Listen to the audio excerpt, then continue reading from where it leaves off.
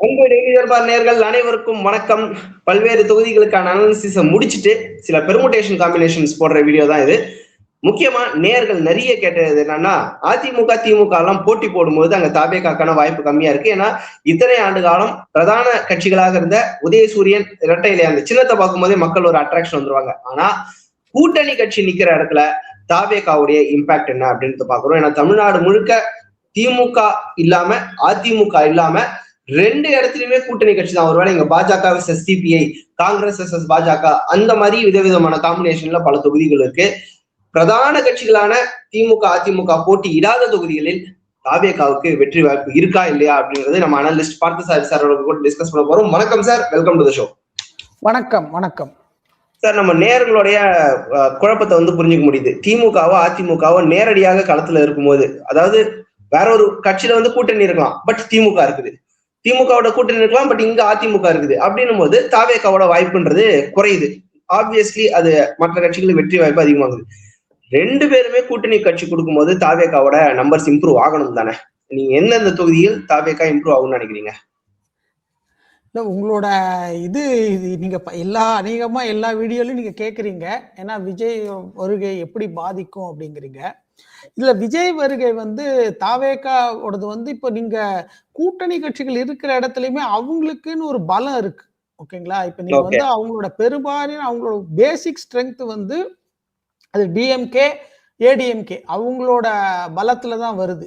இப்ப நீங்க பாத்தீங்கன்னா சிபிஐ சிபிஐஎம்லாம் அவங்களுக்கு டெஃபினட்டா இப்ப காங்கிரஸ் எடுத்துக்கிட்டீங்கன்னா, ஒருவேளை அதிமுக தொண்டராக இருந்தா இரட்டை இலைக்கு போடுறவங்க மாம்பழத்துக்கு ஓட்டு போடுறத பார்த்திருக்கோம், தாமரைக்கு ஓரளவுக்கு ஓட்டு போடுறத பார்த்திருக்கோம். ஆனா இப்ப குக்கர் சின்னத்துக்கு எந்த அளவுக்கு ஓட்டு கன்வர்ஷன் இருக்குன்னு பாக்குறோம். அதே மாதிரி காங்கிரஸுக்கு ஓட்டு போடுவாங்க, உதயசூரியனுக்கு ஓட்டு போடுறாங்க. சிபிஐக்கு எந்த அளவுக்கு ஓட்டு போடுறாங்கன்னு ஒரு பர்சன்டேஜ் இருக்குல்ல? இல்ல நீங்க சிபிஐ நீங்க ரொம்ப நம்ம பெரிய வாக்கு சதவிகிதம் இல்ல, 1% கீழே தான் இருக்கு சிபிஐ சிபிஎம் அப்படின்னு எடுத்துக்கிட்டாலும், இப்ப நீங்க சிபிஐ பாத்தீங்கன்னா கதிர் அருவாள், இப்ப அவங்களோட கோர் ஓட் பேங்க் ஃபார்மர்ஸ். ஓகேங்களா? சிபிஐஎம்மோட core vote bank workers. Okay, labour. இப்ப நீங்க பாத்தீங்கன்னா இப்ப திருத்துறைப்பூண்டின்னு ஒரு தொகுதி இருக்கு. உங்களால நம்ப முடியுமா? அங்க சிபிஐஎம் ஜெயிச்ச தொகுதி அது. ஓகேங்களா? திருத்துறைப்பூண்டியில. ஓகேங்களா? அவங்க வேற ஒருத்தரோட இது பண்றாங்க. இப்ப நீங்க அந்த மாதிரி வேற ஒரு இதோட திருத்துறைப்பூண்டி லிங்க் ஆகுது. இப்ப நம்ம இந்த ஸ்கிரீன்ல நம்ம காமிக்கிறது திமுக அதிமுக இல்லாம கூட்டணி கட்சிகள் மாத்திரம் போட்டிடுற தொகுதி. அதாவது இங்க திமுக 24 தொகுதி நேரடியா இல்லாம இருக்கு. இதுல நீங்க பாத்தீங்கன்னா எகைன் நீங்க பாமக எடுத்துக்கங்க.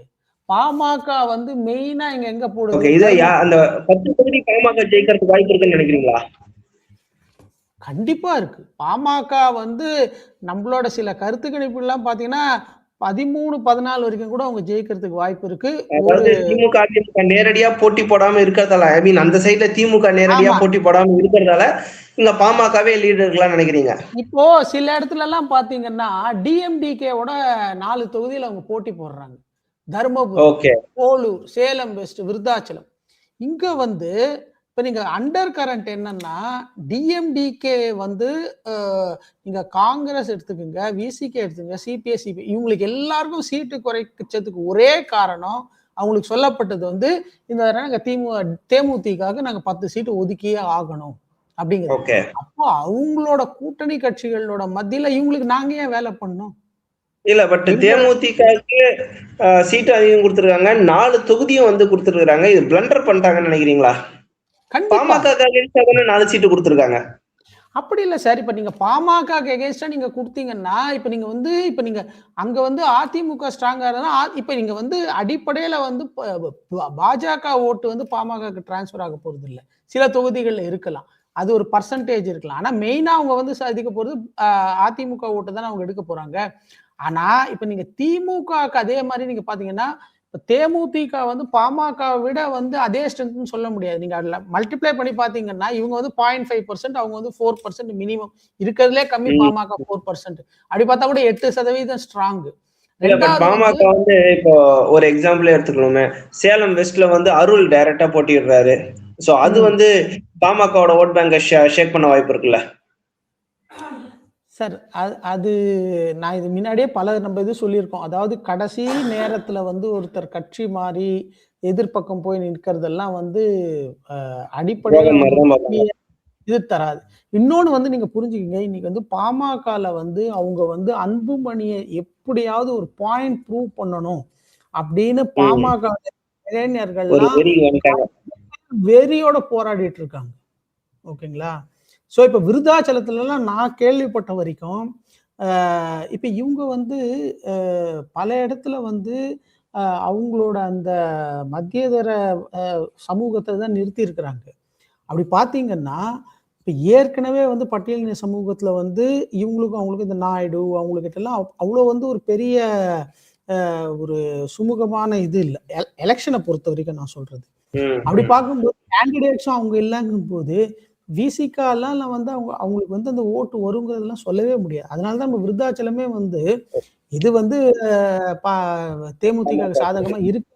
சரி, நம்ம ஓகே. சொல்றோம். நம்ம 24 தொகுதியில வந்து 10 தொகுதி பாமகக்கு போயிடும்னு வச்சுர்றோம். அடுத்த இடமாக ஆமா. இது 10 தொகுதி அப்ப தாவேகாவுக்கு இல்ல அப்படின்னு வேணா எடுத்துக்கலாம்.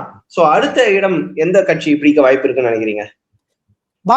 பாஜக வந்து இங்க கந்தர்வக்கோட்டை, மதுரை சவுத்து, மொடக்குறிச்சி, உதகமண்டலம். இதுல நீங்க பார்த்தீங்கன்னா, நான் கந்தர்வக்கோட்டை, கேட்கறேன்னு தப்பா நினைச்சுக்காதீங்க. தமிழகத்தில் தாமரை மலரவே மலராதுன்னு சொல்றாங்க. தாமரையே 4 இடத்துல மலரும்ன்றீங்க சொல்றீங்க. ஆனா தாவேகா மலராதுன்னு சொல்றீங்களே. தாமரை வந்து இப்ப நீங்க வந்து இதுக்கு நான் வந்து ஒரு சிம்பிளா சொல்லணும்னா, இப்ப தாவேகா வந்து ஒரு கூட்டணி வச்சிருந்தாங்கன்னா, அதிமுக கூட நம்ம வந்து அவங்க அவங்க எதிர்க்கட்சின்னே சொல்லிடலாம். ம். அதிமுக நம்ம எடப்பாடி என்ன சொன்னார்? நீங்க வந்தீங்கன்னா நாங்க எதிர்க்கட்சி வரைக்கும். அவங்களோட டெர்ம்ஸ் வந்து அவங்க சரியா நெகோஷியேட் பண்ணலங்கிறதுனால தானே. சரி, அது விடுங்க. ஓகே. பிஜேபி வளருது, ஓகே. அந்த இடத்துல ஓகே, பிஜேபிக்கு அகைன்ஸ்டா இருக்கிற சீட்ல கூட தாவேகாவால ஜெயிக்க முடியல. சார் இங்க வந்து கூட்டணி தானே சார். அந்த இடத்துல நீங்க வந்து பார்த்தீங்கன்னா, ஒரு ஒரு 35, 40% வாக்கு வந்து ஒரு கேண்டிடேட் பக்கம் நிக்குது. இன்னொரு பக்கம் கேண்டிடேட் இன்னொரு 40% வாக்கு நிக்குது. இந்த தாவேகாவால எவ்வளோ வாங்க முடியும்? ம், ம், ம். அவங்க ஓகே. அவங்க என்னோட ஸ்ட்ராட்டஜி வந்து இப்போ அவங்க வந்து உண்மையிலே விஜயோட எண்ணம் வந்து என்னோட ஸ்ட்ரென்த் என்ன? நான் தமிழ்நாட்டுல தெரிஞ்சுக்கணும்னா, அது அவருக்கு விடை கண்டிப்பா கிடைக்கும். அது வந்து ஓகே. என்கரேஜிங்கா தான் இருக்கு. எல்லாரும் சொல்ற மாரி தான். அது வந்து திரு விஜயகாந்த் அவர்கள் ஏற்படுத்தின இம்பாக்ட்ட விட டெஃபினட்டா ஜாஸ்தியா இருக்கும். விஜயகாந்த் ஓகே. முதல் தேர்தல்ல 6% ஜெயிச்சார்ன்னா, இவரு அத விட கண்டிப்பா 6%க்கு மேல தான் ஜெயிப்பாரு. எல்லாரும் ஆ அப்படிங்கிற மாரி தான் அவரோட வாக்கு சதவிகிதம் இருக்குமே தவிர, ஆனா சீட் அது வந்து கன்வர்ஷனா இருக்காதுன்னு நினைக்கிறீங்க. சீட் கன்வர்ஷன்லாம் இருக்கவே இருக்கு. 36% வேணும் சார் ஒரு சீட்ல ஜெயிக்கணும்னா, 33% வேணும். எந்த சீட்ல ஓகே. 33% அவர் ஜெயிக்க போறாரு? கூடி போனா ஓகே. அந்த இடத்துல திமுக ஜெயிக்க வேண்டிய இடத்துல அதிமுக கூட்டணி ஜெயிக்க ஜெயிக்க வைக்கலாம். இல்ல வைக்கலாம். அதிமுக ஜெயிக்கணும்னா திமுகவ ஜெயிக்க வைக்கலாம். அவ்வளவுதான் பண்ண முடியும். ஓகே. சோ நம்ம பாமகக்கு மினிமம் 10 குடுத்துடுறோம். கூட்டணி கட்சிகளுக்கு ஆப்போசிட்லயும் அது ஒதுக்கப்பட்டதால. என்டிஏ கூட்டணியில பாஜகவுக்கு ஒரு 4 தொகுதி வாய்ப்பு இருக்கு. காரணம் அங்கேயும் அவங்கள எதிர்த்து கூட்டணி கட்சி தான் இருக்குது அப்படின்ற மாரி. காங்கிரஸோ ஆமா. ஏதோ இருக்கலாம். அடுத்து எந்த கட்சி சார்? ஐஎன்சி, காங்கிரஸ், அருண் காந்தி. காங்கிரஸுக்கும் 4 தொகுதி பார்க்கும்போதே தெரியுது. தென் மாவட்டங்கள்ல டீப் ஆமா. சவுத்ல இருக்கு. டீப் சவுத்ல இருக்கு. அப்புறம் அமமுக 3 தொகுதி. காரைக்குடி, நாங்குநேரி, பெரியகுளம். ஓகே. காங்கிரஸ் எந்தெந்த தொகுதி சார்? காங்கிரஸ் வந்து அறந்தாங்கி, குளச்சல், கிள்ளியூர், விளவங்கோடு. விளவங்கோடு பட் இந்த போற போக்கு கன்னியாகுமரி வரும்போது விலவங்கோடு அகைன் நம்ம காங்கிரஸ் கொடுக்குறோம். இவன் விஜயதாரணிக்கும் அவங்களுக்கும் ஒரு டஃப் இருக்கும் அப்படின்னு சொல்றீங்க. பயங்கர நம்ம டஃப் இருக்கும். அனலிஸ்ட் சொல்லியிருந்தீங்க. இல்ல, அது இல்ல. அது அது அதுதான் பிஜேபி சைடும் ஃபிளிப் ஆகிறதுக்கு சான்ஸ் இருக்கு. பிஜேபி சைடும் ஃபிளிப் ஆறதுக்கு சான்ஸ் இருக்கு. பட் அதான் இங்கதான் நான் ஒரு கேள்வி கேட்கணும்னு நினைக்கிறேன். எய்தர் பிஜேபி வரும் இல்லைன்னா காங்கிரஸ் வரும்ன்ற அளவுக்கு நிலைமை இருக்குது. குறிப்பா அந்த சவுத்துல வந்து ஒரு கடலோர மாவட்டம் ஆகுது. கிறிஸ்டியன் சமூகத்தினர் அதிகமா இருக்கக்கூடிய ஒரு மாவட்டம்னு இருக்குது. விஜய் வந்து அங்க ஜெபமாலையை போட்டெல்லாம் பிரச்சாரத்துல ஃபோர்ஸ் கொடுத்தாருன்னு ஒரு குற்றச்சாட்டெல்லாம் எழுப்புறாங்க. சோ அந்த இடத்துல கூட அந்த கன்னியாகுமரி மாவட்டத்துல குறைந்தபட்சம் விஜயால ஒரு ஃபோர்ஸ் ஃபோர்ஸா இருக்க முடியாதா? ஜெயிக்கக்கூடிய ஒரு சக்தியாக இருக்க முடியாதா? சார் இதுல வந்து ஒரு இப்ப நான் வந்து விஜய டைரக்டா ஒரு கேள்வி கேட்கணும்னா, அவரோட அவரோட ஸ்ட்ராட்டஜி என்ன? இந்த இந்த ம். தேர்தல்ல அவரோட ஸ்ட்ராட்டஜி என்ன? திமுக பிரச்சாரம் பண்ண ஊர்லன்னு சொல்றதுதான் ஸ்ட்ராட்டஜி. இன்னைக்கு பாருங்க அவங்க பெரம்பூர்லயே அதை பண்ணல, அவங்களால பண்ண முடியல. இல்லையே, நிறைய இடத்துல அனுமதி கிடைச்சுமே அவங்க போல. அதான் சொல்றேன், ஒப்பாரி வைக்கிறதா ஸ்ட்ராட்டஜி. அது ஒண்ணுதான் ஸ்ட்ராட்டஜி. அது எப்படி எலெக்ஷன்ல ஜெயிக்க முடியும்? இப்ப நீங்க வந்து இப்ப அவர் வந்து இப்ப நான் 38 தொகுதிகள் 38 டிஸ்ட்ரிக்ட் இருக்கு, இல்ல 39 பாராளுமன்றம் இருக்கு. நான் 39 பாராளுமன்றத்தையும் நான் விசிட் பண்ணேன். இப்ப எடப்பாடி அவர்கள் நீங்க கடந்த தேர்தல் பிரச்சாரம் டேட், அதாவது கூட்டணி முடிச்சிட்டாரு. இல்ல நான் என்ன சொல்றேன்னா, நமக்கு வந்து கூட்டணி முடிவானது, அதாவது இந்த எல்லாம் கிட்டத்தட்ட 25ஆம் தேதி 26ஆம் தேதி மார்ச், அதுல இருந்து இன்னி வரைக்கும் எடப்பாடி எவ்வளவு தொகுதி டைரக்டா விசிட் பண்ணிருப்பாரு நீங்க நினைக்கிறீங்க? ஆல்மோஸ்ட் தமிழ்நாட்டுல எல்லா இடத்தையும் தொட்டாருன்னு தான் சொல்லணும். ஒரு 70 தொகுதியாவது 100% அவர் விசிட் பண்ணிருப்பார் நம்ம கணக்கு பிரகாரம். இப்ப அண்ணாமலை எவ்வளவு தொகுதி விசிட் பண்ணிருப்பாரு? அவரும் எடப்பாடிக்கு ஈக்குவலன்ட். ஆமா, இப்போ அதான ஸ்ட்ராட்டஜி. நீங்க வந்து கடைசி 15 நாள் இப்ப அண்ணாமலைக்கு வந்து அவருக்கு வந்து மேலிடம் என்ன பண்ணிட்டு எல்லா இடத்துலயும் தேவைப்படுதுங்கிறதுனால இன்னைக்கு அநேகமா தமிழ்நாட்டுல வந்து ஹெலிகாப்டர்ல போய் எல்லா இடத்துலயும் பண்றவர் வந்து அவர் ஒருத்தர் தான் நினைக்கிறேன். ஏன்னா இன்னைக்கு ஒரு நாள் சாயந்தரம் திடீர்னு காலங்காலத்தால டெல்லிக்கு வாப்பா, டெல்லிக்கு வந்து மீட்டிங்கை முடிச்சுட்டு நேரம் எங்க போகணுமோ அங்க போய் நீ ஃபிளைட்ல போய் இறங்கிடு, அங்கே ஏதோ பக்கத்து ஊருக்கு ஹெலிகாப்டர்ல போயிடு. இதுதான் அவரு கொடுக்கப்பட்டிருக்கிற டைரக்ஷன். அதனால அப்படி பண்ணு. இப்ப நீங்க வந்து இப்ப நீங்க யூரியா எடுத்துக்கீங்களேன், அன்புமணி ராமதாஸ் எடுத்துங்களேன், எனக்கு தெரிஞ்சு அவரு ஒரு 50-60 தொகுதி போயிருப்பாரு. அமமுக அவரு போயிருப்பாரு. ஸோ எல்லாரும் அப்படி பண்ணும்போது இவர் வந்து பிரச்சாரத்தை கேன்சல் பண்றாரு. நடுவில் ஒரு ஜோக் வேற இருந்தது, சென்னையில போகும்போது ரைட்ல திரும்புறதுக்கு பதிலாக லெஃப்ட்லயோ திரும்பிட்டாரு, ஏதோ மாத்தி திரும்பி அன்னைக்கு பிரச்சாரத்தை கேன்சல் பண்ணிட்டாங்க. சோ இப்படி இருந்ததுன்னா அப்ப கட்சியோட இது என்ன, உள்கட்டமைப்பு என்ன, எங்க போறோன்னே தெரியாமல போயிட்டு இருக்கு. Okay okay okay. சோ மத்த கட்சி வந்து சின்ன சின்னதா லைட்டா பார்த்தலாம்னு நினைக்கிறேன். அமமுக, காங்கிரஸ் 4, பாஜக 4, பாமக 10. இதுலயே 18 தொகுதி ஆயிடுச்சு. மீதி இருக்கிறது 6 தொகுதி தான். அமமுக 3, சிபிஐ 1, தளி, சிபிஐஎம் பத்மநாபபுரம், இந்திய ஜனநாயக கட்சி, பல்லாவரம். இது வந்து உண்மையிலேயே வந்து நீங்க தாவேக்கான்னு கேட்டுட்டு இருந்தீங்களே, நல்ல ஒரு வாய்ப்பு இருந்து அவங்களோட தொகுதி. ஏன்னா என்னால சொல்ல முடியும், கிட்டத்தட்ட ஒரு 45-50 சிறுபான்மையர் வாக்கு இருக்கு. இல்ல ஏணி சின்னம் கூட ஒரு சீட்டு ஜெயிக்கிறதுக்கு வாய்ப்பு இருக்குன்றீங்க, ஆனா விசில் சின்னம் விசில் ஊத முடியாது. ஏன்னா இங்க வந்து அங்க ஈ கருணாநிதி ஈகா அப்படிம்பாங்க அந்த தொகுதியில, அவருக்கு வந்து சிறுபான்மையர் மத்தியில நல்ல ஒரு ஹோல்டு இருந்தது. அதனாலதான் அவர் வந்து 2 தடவை ஜெயிக்க கூட செஞ்சார் இந்த தொகுதியில. இப்ப அந்த தொகுதியை வந்து இவங்களுக்கு கொடுத்துருக்காங்க. ஆனா இவங்களுக்கு வந்து கொடுத்தாலுமே இப்ப இங்க விஜய் வந்து ஒரு பெரிய இம்பாக்ட் கிரியேட் பண்ணியிருந்தாருன்னா, ஒரு அதுதான் சொல்றேன், இப்ப ஒரு ஃபோக்கஸ் நம்ம முன்னாடியே கூட ஒரு தடவை டிஸ்கஸ் பண்ணோம், 40-50 தொகுதி வெற்றி தோல்வியை தீர்மானிக்கக்கூடிய இடத்துலயாவது இருக்காரா, இல்ல அதுவும் இல்லீங்களா? இல்ல, அவர் ஒரு 20,000 வாக்கு வின் பண்ணா நம்ம அதுதான் இங்க வந்து 20,000 சிறுபான்மையர் வாக்கு, இளைஞர்கள் வாக்கெல்லாம் வின் பண்ணா இது நேரடியா ஐஜேகேக்கு தான் இது இதுவா இருக்கும். ஈஸியா அவங்க தான் வின் பண்ணுவாங்க.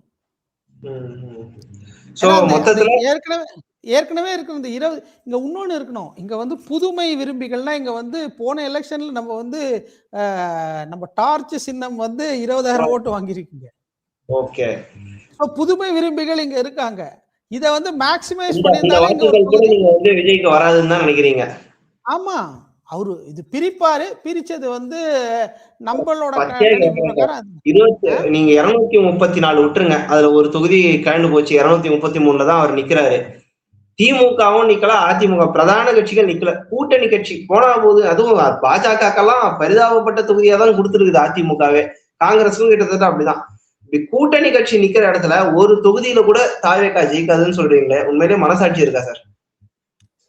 மனசாட்சிங்கிறது வந்து நமக்கு மனசாட்சி இருந்து என்ன பிரயோஜனம்? மக்களுக்கு சார், இப்ப நீங்க வந்து கிட்டத்தட்ட இந்த தொகுதி உடன்படிக்கை எல்லாம் வந்து ஒரு மார்ச் 25ஆம் தேதி முடிஞ்சிருச்சா சார் எல்லாருக்குமே? அநேகமா வந்து எல்லா கட்சிகளுக்கும் முடிஞ்சிருச்சு. ஒரு 20 நாள் வந்து வாய்ப்பு இருக்கு. இப்போ வந்து இந்த 24 தொகுதி நான் வந்து கேம்பெயின் பண்றேன். ஓகேங்களா? 24 தொகுதியில நான் வந்து கேம்பெயின் பண்றேன். இப்ப நீங்க வந்து இப்ப இதுல அதிமுகலாம் எடுத்துக்கங்களேன். இப்போ வந்து ஒரு இப்ப சில சமயம் வந்து ராதா ரவி பண்ணியிருக்காரு, எஸ்.எஸ். சந்திரன் பண்ணியிருக்கிறாங்க. இப்ப நீங்க அந்த மாரி ஒரு ஆக்டர சொல்லுங்க. வந்து 234 தொகுதிக்கும் போய் எப்படியாவது பண்ணியிருக்கிறாரு. ஸ்ரீநாத் அவருக்கு வேட்பாளராகவே சான்ஸ் கொடுத்திருக்காரு. ஸ்ரீநாத் அந்த ஒரு தொகுதி தானே பண்ண முடியும். இப்ப நீங்க 1000 வந்து நீங்க விந்தியாவோ காயத்ரி ரகுராமோ இல்ல காளியம்மாளையோ நீங்க சொன்னா கூட அவங்க பேச்சுக்கு ரூரல்ல அவங்களால தான் சார் பேச முடியும். இப்ப காளியம்மாள் தான் போய் சில தொகுதிகள்ல போய் பேச முடியும். தெருமுனை கூட்டங்கள்ல அவங்க தான் போய் பேச முடியும். சரி, ஃபைனலா சார் இந்த 24 தொகுதியிலே தாவேகால ஒண்ணு கூட ஜெயிக்க முடியாதுன்னா ஓவராலா 233ல எவ்வளவு ஜெயிக்க போறாங்க? நம்ம கணக்கு பிரகாரம் ஒரு 2-5 மேக்சிமம். அதுவும் வந்து இதுல வந்து 3 கணக்கு இருக்கு. எஸ்ஐஆர்னால என்ன பாதிப்பு? சில தொகுதிகள் எல்லாம் வந்து பெரிய தொகுதிகள் எல்லாம் வந்து கணிசமா குறைஞ்சிருக்கு. இப்ப சென்னையிலேயே வந்து நம்ம இப்ப இன்னைக்கு கூட நான் சொல்றேன், ஹார்பர்ல வந்து harbour is a 3-way contest. ஓகேங்களா? Mylapore is a 3-way contest. Okay, இந்த மாதிரி ஒரு 5 தொகுதிகள் இருக்கு. இதெல்லாம் 3-way contest கிளீனா. ஓகே, சோ அங்க ஜெயிக்கிறதுக்கு வாய்ப்பு இருக்கு. ஓகே, மிக நன்றி சார். நேயர்களே, ஜஸ்ட் சம்ம பண்ணோம்னா திமுகவும் இல்லை அதிமுகவும் இல்லை, 2 பிரதான கட்சியும் இல்லாம கூட்டணி கட்சிகளுக்கு மட்டுமே 2 கூட்டணியும் அந்த கூட்டணி கட்சிகளுக்கு மட்டுமே கொடுத்த தொகுதின்னு பாத்தீங்கன்னா தமிழ்நாட்டுல 24 இருக்குது. அந்த காம்பினேஷன் அபூர்வமாக உட்காரக்கூடிய ஒன்று. சோ அது 24 தொகுதிகளில் கூட்டணி கட்சிகள் மட்டுமே போட்டி போடுகிறது. பரம்பரையாக உதயசூரியனுக்கு வாக்களித்தவர்கள் கூட காங்கிரசுக்கோ இல்லை சிபிஎம்முக்கோ வாக்களிக்க வேண்டிய நிலைமை. பரம்பரையாக அதிமுக இரட்டைலைக்கு வாக்களித்தவர்கள் பாஜகவுக்கோ இல்ல மாம்பழத்துக்கோ இல்ல குக்கருக்கோ வாக்களிக்க வேண்டிய நிலைமை. அப்படி இருந்தாலும் புதியவர்களுக்கு வாக்களிக்க வேண்டிய மக்கள் விசில் சின்னத்துக்கு கண்டிப்பாக வாக்களிக்க மாட்டார்கள் அப்படின்றத நம்மளுடைய அனாலிசிஸ் ஆக முடிவாக இருக்கிறது. 24 தொகுதிகளில் 10 தொகுதி கிட்டத்தட்ட பாமக ஜெயிக்கிறது வாய்ப்பு இருக்கு. 4 தொகுதிகள் பாஜக, 4 தொகுதிகள் காங்கிரஸ், 3 தொகுதிகள் அமமுக. இவங்களே வந்து கிட்டத்தட்ட அந்த 21 தொகுதியை வந்து எடுத்துறாங்க. மற்றபடி சிபிஐ அண்ட் சிபிஐஎம் இவங்க 2 பேரும் தலா ஒரு தொகுதியை வந்து எடுத்துக்கிறாங்க. சோ இந்த இடத்தில் எந்த கட்சி கூட போட்டி போட்டாலும் விஜய் அவர்கள் ஒரு சீட்டு கூட வெல்வதற்கு வாய்ப்பு இல்லை அப்படின்றாங்க. 3-way contest நடக்கக்கூடிய இந்த சென்னை மாதிரியான அர்பன் சென்டர்ல மட்டும் 2 தொகுதிகள்னு 5 தொகுதிகள் இருக்கும் வாய்ப்பு இருக்கு அப்படின்னு வந்து பார்த்த சார் பதிவு பண்ணிருக்காங்க. பட் இண்டிவிஜுவலா அந்த தொகுதிகளை வந்து நம்ம எடுத்து பார்த்தாலும் அங்கேயும் விஜய்க்கான வாய்ப்பு குறைவு அப்படின்றதான் நம்மளுடைய அனாலிசிஸ் முடிவாகி இருக்கிறது. மிக்க நன்றி சார். மீண்டும் இன்னொரு வீடியோவில் சந்திப்போம்.